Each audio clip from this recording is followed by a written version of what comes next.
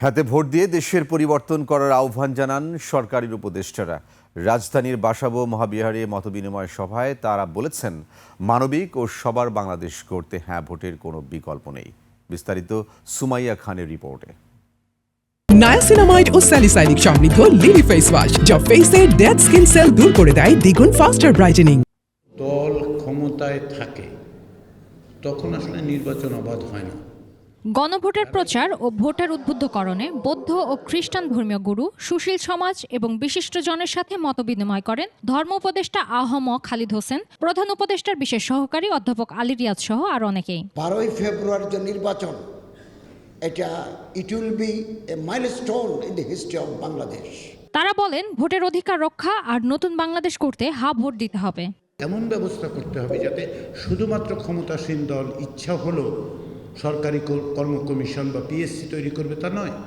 সরকার, বিরোধী দল এবং অন্যরা মিলে আপনাদের জনপ্রতিনিধিরা সংসদে বসে আলাপ আলোচনা করে সিদ্ধান্ত নেবে।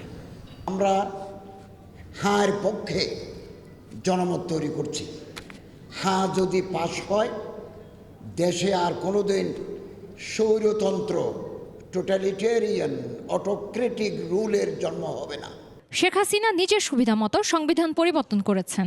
এই রকম পরিস্থিতির মোকাবেলা আমরা হয়তো করব না যে একজন শেখ হাসিনা তৈরি হবে। ভোটের অধিকার নিশ্চিত করতে চান, তাহলে আপনাকে কি করতে হবে? ওই ব্যবস্থাটা বদল করতে হবে। তাই উৎসব মুখর পরিবেশে নির্বাচন হবে, নতুন গভর্নমেন্ট আসবে, আমরা তাদের দায়িত্ব দিই, আমরা আমাদের পুরনো ঠিকানায় ফিরে যাব।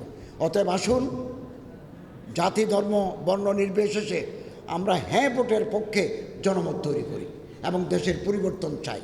এই পরিবর্তন হবে হ্যাঁ ভোটের মাধ্যমে, না হলে আবার আমরা অন্ধকার যুগে ফিরে যাব। দেশে যাতে আর স্বৈরাচার না আসতে পারে, সেজন্য গণভোটে হায়ের পক্ষে রায় দেওয়ার আহ্বান জানান তারা। সংবিধান যদি সংশোধনের উপায় এত সহজ হয়, তাহলে আপনার ভোটের অধিকার নিয়ে নেওয়া যায়। শুধু ভোটের অধিকার না, আপনার বেঁচে থাকার অধিকারও নেওয়া যায়। সুমাইয়া খান, 21 টেলিভিশন, ঢাকা।